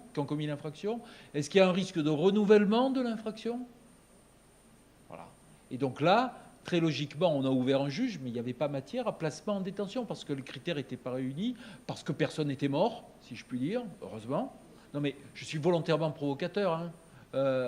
Voilà. Mais voilà, parce qu'il y a des critères. Mais ceci dit, l'idée, c'est, alors de manière très délibérée, hein, c'est de dire celui qui, dans le cas d'une forme d'entreprise, ont organisé ce type d'événement, il faut nécessairement les mettre dans le jeu pénal et les poursuivre pénalement de façon à eux, ils sont dans une logique commerciale. Eux, ils se disent, ils font un bilan coût-avantage. Et que si effectivement il y a une mauvaise expérience parce que derrière ils sont poursuivis pénalement et on arrive à convaincre le moment venu qu'il faut les sanctionner par une peine d'emprisonnement et peut-être des peines pécuniaires, etc., qui les dissuadent, si on y arrive, ça, si vous voulez, ça peut avoir effectivement un effet dissuasif. En tout cas, je peux vous assurer que je m'en souviens comme si c'était hier de cette affaire, et de dire on était tous scandalisés par cette façon d'appeler effectivement. On a retrouvé, il y avait plusieurs centaines de personnes qui étaient là du jour au lendemain là-dessus, ou du matin pour l'après-midi, et ça a été vu de manière véritablement très, très, très approfondie dans les limites légales que je viens de vous indiquer. Si je peux juste apporter une précision également, parce que Madame le maire a parlé quand même de deux événements avec deux rappeurs différents, et les situations étaient différentes. Et là où j'entends vraiment insister, c'est qu'on adapte le traitement à la situation. La première procédure qui a été menée avec les débordements qu'on a connus, clairement, le rappeur en question ainsi que ses collaborateurs avaient appelé par le biais des réseaux sociaux à un attroupement, et un attroupement violent, avec pour objectif, je le cite, de mettre le feu aux Minguettes. Donc c'est effectivement ce qui s'est passé. Quand on s'est approché, on a été victime de jets de projectiles assez importants. D'ailleurs, les personnes qui sont passées à bord de leur véhicule personnel en ont fait la cuisante expérience à ce moment-là. Il y avait beaucoup de familles, beaucoup d'enfants. La scène a ensuite dégénéré, parce qu'une fois qu'on est pris à partie, eh bien évidemment, il faut rétablir l'ordre, et ça ne se fait pas sans un certain mode d'intervention. Donc là, le travail qui a été très bien fait, d'ailleurs en collaboration avec la police municipale et avec le CVSU, a été d'identifier le rappeur en question et de le récupérer avec ses collaborateurs pour le placer devant ses responsabilités et devant les magistrats. Et vous en connaissez désormais la suite. Pour ce qui concerne le second rappeur, la situation était différente. Il n'y avait pas d'incitation à un attroupement armé. Il y avait des individus qui s'étaient rassemblés dans leur idée festive, voilà, et qui se sont rassemblés sur le stade. Là, la situation était différente, et il nous faut faire à ce moment-là, et on le fait en collaboration avec la mairie, avec notre direction et avec le parquet, il faut faire un bilan coût-avantage par rapport à l'intervention. Donc, pas de prise à partie, pas de dégradation de mobilier urbain, il faut réagir intelligemment. Ça ne nous a pas empêché de récupérer très rapidement l'individu une fois qu'il avait terminé son concert, et de le mettre en mesure de s'expliquer devant les autorités judiciaires. Donc là aussi, la procédure a été menée, mais sous d'autres formes, forcément moins visibles pour ce qui concerne la population, qui bien évidemment a vu des jeunes en train de se balancer sur les buts, si je ne m'abuse, de ce stade-là, mais encore une fois sans dégradation. Donc il faut faire à chaque fois un bilan coût-avantage d'une intervention, et surtout sur son fondement juridique. Voilà. Donc là, en l'espèce, aucun rappeur, je pense, sur l'agglomération ne peut se prévaloir de ce que son clip ou de ce que son intervention soit restée lettre morte. Oui, ce qui est une toute petite précision. Ce qui est important à travers ce que vient de dire Vanessa Mazière, vous montre également, vous permet de toucher du doigt la difficulté de l'action de la police. Parce qu'il nous faut, en quelques secondes à peine, apprécier la situation et prendre une décision. Il ne faut pas que la décision que nous allons prendre entraîne des mesures qui constitueraient un trouble à l'ordre public supérieur à celui que l'on constate. Là, on a affaire à des jeunes, évidemment, qui chahutent pour un clip qui est tourné. Il n'y a pas de casse, il n'y a pas de dégradation, il n'y a pas de prise à partie.